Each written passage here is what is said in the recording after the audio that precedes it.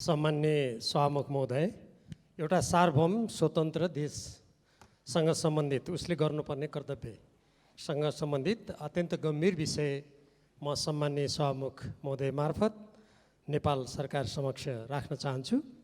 आज ब्रिटिस गोर्खा सत्याग्रह संयुक्त सङ्घर्ष समितिद्वारा सञ्चालित गोर्खा सत्याग्रह आन्दोलनका तर्फबाट ज्ञानराज राई, धनबहादुर गुरुङ र पुष्पाराणा घले बेलायतको लन्डनमा आमरण अनसन बस्नुभएको 10 दिन भयो।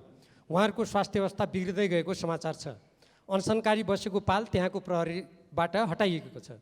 आफ्ना न्यायोचित मागहरू पुरा गर्ने तथा यसको लागि तत्काल उच्चस्तरीय वार्ता कमिटी निर्माण गरियोस् भन्ने नेपाली नागरिक भूतपूर्व गोर्खाहरूले अगाडि सारेको माग पुरा गराउनेतर्फ नेपाल सरकारले के गरिरहेको छ, यस सम्मानित सदनलाई तत्काल जानकारी दिन सम्मान्य सभामुख मार्फत म जोरदार माग गर्दछु।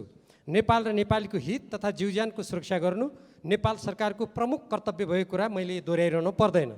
भूतपूर्व ब्रिटिस गोर्खाहरूले 2 दशकदेखि त्रिपक्षीय सम्झौतामा व्यवस्था भएअनुसार ब्रिटिस सेनाका अन्य युनिटमा सेवारत सैनिक सरह समान कामका लागि समान सेवा शर्त र सुविधा तथा पेन्सनको माग राखी आन्दोलन गर्दै आएका छन्। नेपाल सरकारको पनि गोर्खा सेनालाई बढुवा कल्याणकारी व्यवस्था र अन्य सुविधामा मातृ सेनाका अन्य युनिटहरूले पाएसहरूको समान व्यवहार गर्नुपर्ने सुझाव रहेको छ, तर यसको लागि कुनै ठोस पहल आजसम्म भएको देखिँदैन।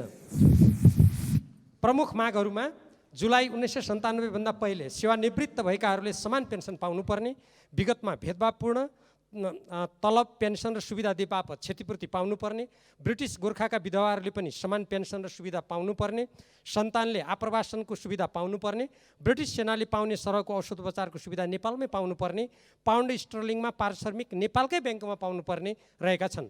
नोभेम्बर 7, 1947 भारत र बेलायत बीच समाजदारी पत्रमा हस्ताक्षर भई सोही वर्षमा नेपाल भारत र बेलायत बीच त्रिपक्षीय सन्धि भएपछि 6 गोर्खा रेजिमेन्ट भारतमा र 4 रेजिमेन्ट बेलायतमा रहेका थिए। अहिले पनि वार्षिक 300 को हाराहारीमा नयाँ भर्ती लिने गरिएको छ। सन्धिको परिच्छेद 1 मा नेपालको स्वार्थ र प्रतिष्ठाको विपरीत हुन नहुने र गोर्खा सैनिकहरूलाई भाडाका सिपाहीका रूपमा हेरिन नहुने शर्त उल्लेख छ। प्रतिनिधि सभाको अन्तर्राष्ट्रिय सम्बन्ध समितिले भूतपूर्व गोर्खाका समस्या समाधानका लागि 2055 साल र 2075 सालमा भूतपूर्व गोर्खाका समस्या समाधानका लागि सरकारलाई अत्यन्त महत्त्वपूर्ण सुझाव दिएको थियो, तर ती सुझावहरूको कार्यान्वयनतर्फ कुनै ध्यान दिइएको छैन।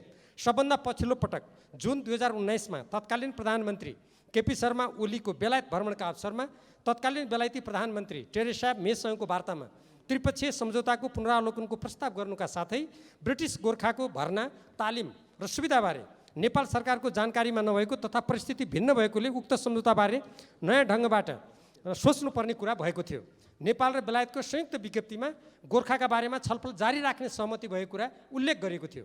तत्पश्चात नेपालको परराष्ट्र मन्त्रालयले फेब्रुअरी 2020 मा काठमाडौँ स्थित बेलायती दूतावासलाई त्रिपक्षीय सम्झौताको पुनरावलोकनका लागि द्विपक्षीय वार्ता गर्न पत्राचार गरेको थियो।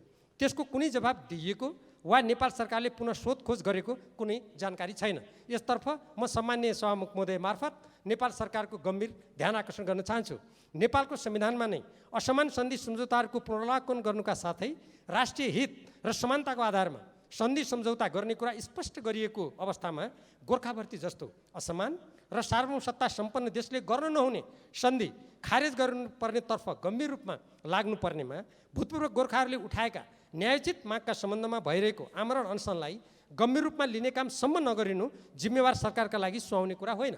बेलायतको संसदमा रहेका सदस्यहरूले समेत भूतपूर्व गोर्खा सैनिकहरूको आमरण अनसनप्रति ध्यान दिन र माग पुरा गर्न माग गर्दै आवाज उठाएका छन्। गोर्खा सैनिक ब्रिटिस सरकारका पक्षबाट युद्धमा होमिएको र यो तहको त्याग र बलिदान गर्दा समेत त्यसको अनुपातमा पुरस्कृत गर्ने तथा उचित क्षतिपूर्ति प्रदान गर्नुपर्नेमा उल्टै मानवोचित र न्यायपूर्ण व्यवहार गरिएको पाइँदैन। पहिलो र दोस्रो विश्वयुद्धमा मारिएका, हराएका एवं घाइते भएका गोर्खा सैनिकहरूको तथ्याङ्क तयार गरी पीडित र पीडितका परिवारलाई क्षतिको अनुपातमा क्षतिपूर्ति उपलब्ध गराउन ब्रिटिस सरकारसँग पहल गरिनुपर्छ भनेर अन्तर्राष्ट्रिय सम्बन्ध समितिले व्यवस्थित रूपमा प्रतिवेदन यसअगाडि नै दिइसकेको छ। गोर्खा भर्ती सुरु भएदेखि हालसम्म लगभग 8 लाख भन्दा बढी युवाले ब्रिटिस सरकारको सेनामा सेवा गरेको विज्ञहरूको भनाइ छ। औसत 4 जना परिवारका सदस्यको दरले हिसाब गर्दा यसबाट 32 लाख बढी जनसङ्ख्या प्रभावित हुन पुग्छ। 16 लाख बालबालिकाहरू प्रभावित भएका देखिन्छन्। यस विषयमा गम्भीरतापूर्वक छलफल गरी आवश्यक परिपूरणको व्यवस्था गर्न ब्रिटिस सरकारसँग उच्चस्तरीय वार्ताको माग गरिरहेका भूतपूर्व गोर्खाहरूलाई उनीहरूको माग पुरा गर्ने तर्फ अहिलेसम्म वार्ता कमिटी समेत गठन नगरिनु यो अत्यन्त आपत्तिजनक कुरा हो। 10 पुस्तादेखि ब्रिटिस सेनामा सेवारत व्यक्तिका परिवार आज पनि गरिबीको माग खेप्न बाध्य छन्।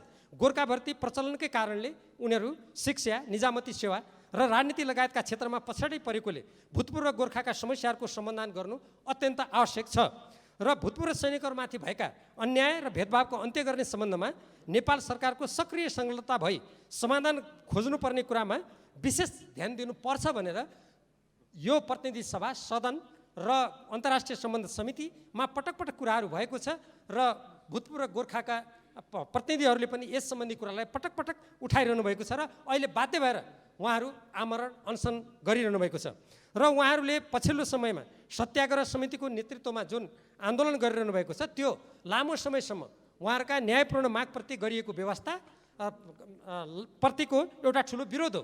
यस्तो स्थितिमा नेपाल सरकारले आफ्ना विदेश स्थित नागरिकहरूको हक हितको सम्बन्धमा तत्काल आवाज उठाउनु पर्नेमा हालै परराष्ट्र मन्त्रालयबाट अन्तर्राष्ट्रिय सम्बन्ध समितिमा जानकारी गराइएको एउटा पत्रमा उल्टै भूतपूर्व गोर्खाहरूले यसरी आमरण अनसन गर्नु यो सुहाउने कुरा होइन भनेर पत्र पठाएको देख्दा स्वयं अन्तर्राष्ट्रिय सम्बन्ध समितिमा काम गर्ने हामी प्रतिनिधि सभा, त्यसका सदस्यहरू हामी लज्जित भएका छौँ।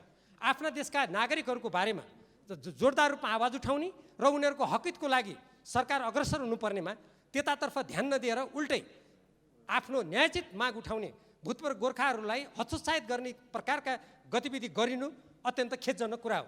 तसर्थ म सम्माननीय सभामुख महोदय मार्फत भूतपूर्व गोर्खाहरूले आज 10 दिन लामो जुन आमरण अनसन गरेको अवस्था छ, उहाँहरूको स्वास्थ्य स्थिति बिग्रिएको अवस्था छ, यसको लागि कमसेकम तत्काल नेपाल सरकारको संलग्नतामा समेत बेलायती सरकारका जब त्यहाँका सांसदहरूले समेत आवाज उठाइरहेको स्थितिमा तत्काल उच्चस्तरीय वार्ता समिति गठन गरेर यो आमरण अनसनबाट ती जो स्वास्थ्य स्थिति बिग्रिँदै गएका भूतपूर्व गोर्खाका मैले अघि उल्लेख गरेका 3 जना व्यक्तिहरूको ज्यान जोखिममा पर्ने काम नहोस् र तत्कालीन उच्चस्तरीय वार्ता समिति गठन गरेर बेलायती सरकारसँग हाम्रो त्रिपक्षीय सन्धि सम्झौतामा भएका ती प्रावधान त छँदैछन्, अझ त्यसपछि स्वयं त्यहाँ एउटा संयुक्त जुन कमिटी बनाइएको थियो त्यो कमिटी टेक्निकल कमिटी भन्ने छ, जसलाई प्राविधिक समिति भन्छ, त्यसले समेत वार्ता उच्च स्तरमा गर्नुपर्ने भनेर सिफारिस गरिरहेको अवस्थामा त्यसप्रति व्यवस्था हुने काम नहोस् र नेपाल सरकार यो नेपालको संविधानमा उल्लेखित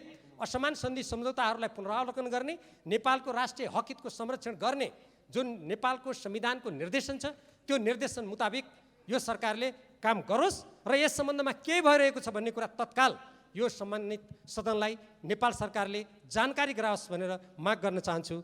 धन्यवाद।